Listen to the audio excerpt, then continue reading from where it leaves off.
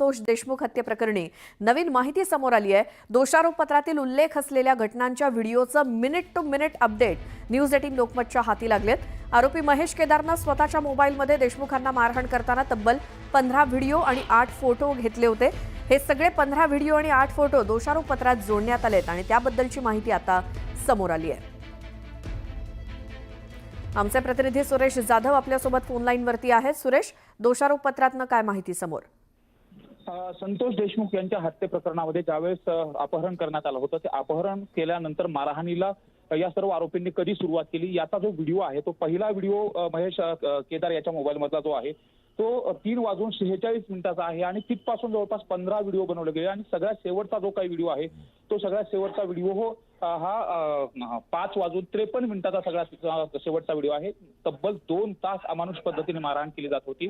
ज्या पद्धतीने मारहाण करत असताना कशा पद्धतीने मारहाण केली हे 15 व्हिडिओच्या माध्यमातून समोर आले। मारहाण करणारे कोण कोण आरोपी होते हे देखील त्या व्हिडिओमध्ये दिसते आणि त्याचं सर्व जे काही वर्णन आहे त्या रिपोर्टमध्ये दिलेलं आहे आणि जो रिपोर्ट त्या महेश केदारच्या मोबाईलमधले जे व्हिडिओ आहेत त्याचबरोबर जे 8 फोटो आहेत त्याचं वर्णन देखील सविस्तर पद्धतीने करण्यात आलेलं आहे। आपण सर्व जे काही 15 व्हिडिओ आहेत त्याचं वर्णन आता दाखवणं शक्य होणार नाही, मात्र त्यात काही जे महत्त्वाचे व्हिडिओ आहेत त्या व्हिडिओमध्ये कशा पद्धतीने मारहाण केली आहे आणि मारहाण केल्यानंतर कोण मारहाण करतंय हे देखील दाखवलेलं आहे। कुठल्या शस्त्राने मारहाण केली जाते हे देखील त्याच्यामध्ये दाखवलंय आणि संतोष देशमुख यांना मारहाण करत असताना ते निश्चित पडल्यानंतर देखील कशा पद्धतीने मारहाण केली जात होती, केस कशा पद्धतीने ओढले जात होते, हे सर्व जे काही डिस्क्रिप्शन आहे, व्हिडिओचं डिस्क्रिप्शन, व्हिडिओ तर आपल्याला न्यूज 18 लोकमतला दाखवता येणार नाहीत आणि ते न्यायालयीन प्रक्रियेमध्ये आहेत, मात्र ज्या व्हिडिओ मध्ये हे सगळं काही कैद झालेलं आहे त्या व्हिडिओचं डिस्क्रिप्शन हे रिपोर्टमध्ये समोर आले आणि ते अत्यंत महत्त्वाचं आहे। आरोपींना फाशीच्या शिक्षेपर्यंत किंवा आरोपींना कठोर शिक्षेपर्यंत घेऊन जाण्यासाठी हे व्हिडिओ अत्यंत महत्त्वाचे आहेत, ज्यामध्ये मिनिट टू मिनिट अपडेट दिली गेली आणि तब्बल 2 तास कशा पद्धतीने मारलं जात होतं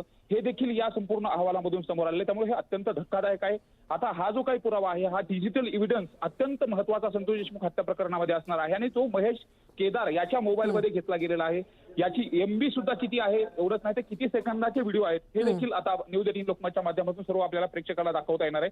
ज्या कॉपीज समोर आलेल्या आहेत त्यामध्ये सगळ्यात शेवटला ज्या पद्धतीने मारहाण केलेला जो काही 15 नंबरचा जो व्हिडिओ आहे त्या व्हिडिओमध्ये एक व्यक्ती शेवटला संतोष देशमुख हे गाडीमध्ये टाकल्यानंतर फक्त त्यांचा विव्हळत असतानाचा आणि खोल गेलेला आवाज ऐकू येत होता आणि त्यानंतर 6:30 वाजता संतोष देशमुख यांची डेड बॉडी सापडली होती। म्हणजे 5:53 चा शेवटचा व्हिडिओ आहे आणि त्यानंतर अवघ्या अर्ध्या तासामध्ये संतोष देशमुख यांचा मृत्यू झालेला होता। म्हणजे हे जे काही धक्कादायक व्हिडिओ आहेत हे महेश केदार याच्या मोबाईल मधून समोर आलेले आहेत आणि हे महत्त्वाचे पुरावे असणार आहेत। बिलकुल, धन्यवाद सुरेश या सगळ्या माहितीसाठी।